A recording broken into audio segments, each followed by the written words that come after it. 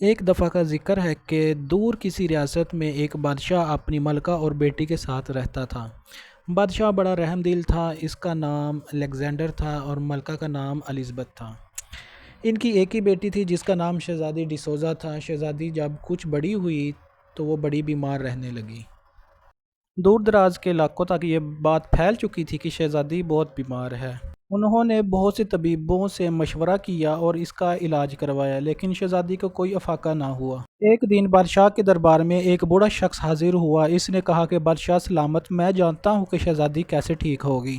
یہ سن کر بادشاہ بہت خوش ہوا۔ بوڑھے آدمی نے بتایا کہ یہاں سے دور جنگل میں ایک سنہری درخت ہے، اگر اس درخت کا پھل شہزادی کو کھلا دیا جائے تو وہ صحت یاب ہو سکتی ہے۔ اور بوڑھے شخص نے بادشاہ کو یہ بھی بتایا کہ درخت کے پاس جو بھی جاتا ہے وہ زندہ بچ کر نہیں آتا، کیونکہ اس درخت پر جنات کا قبضہ ہے۔ بادشاہ نے اپنی ساری رعایا کو اکٹھا کیا اور کہا کہ جو بھی شخص سنہری درخت کا پھل لے کر آئے گا، میں اسے آدھی سلطنت اس کے نام کر دوں گا اور اپنی بیٹی کی شادی بھی اس کے ساتھ کر دوں گا۔ رعایا میں سے ایک نوجوان لڑکا بادشاہ کے پاس آیا اور کہا کہ بادشاہ سلامت، میں وہ پھل آپ کی خدمت میں پیش کروں گا۔ وہ لڑکا جنگل کو روانہ ہو گیا۔ 2-3 دن کی مسافت کے بعد وہ جنگل میں پہنچ گیا۔ سفر کے دوران وہ ایک جگہ آرام کی غرض سے بیٹھا کہ اچانک ایک بلی اس کے پاس آئی۔ بلی بہت زیادہ بھوکی اور بیمار لگ رہی تھی۔ لڑکے کو بلی پر بہت ترس آیا۔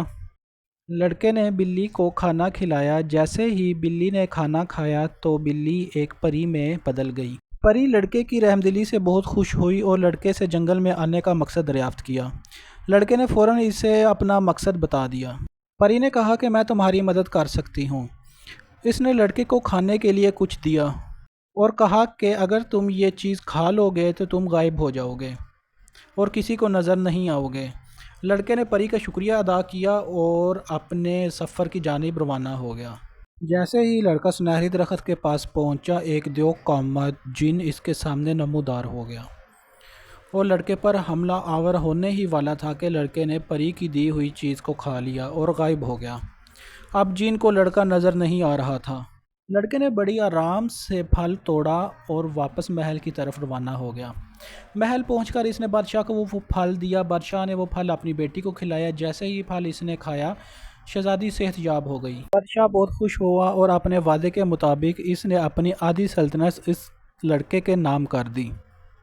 بڑے دھوم دھام سے اپنی بیٹی کی شادی اس لڑکے کے ساتھ کر دی۔ پھر وہ ہنسی خوشی سے رہنے لگے۔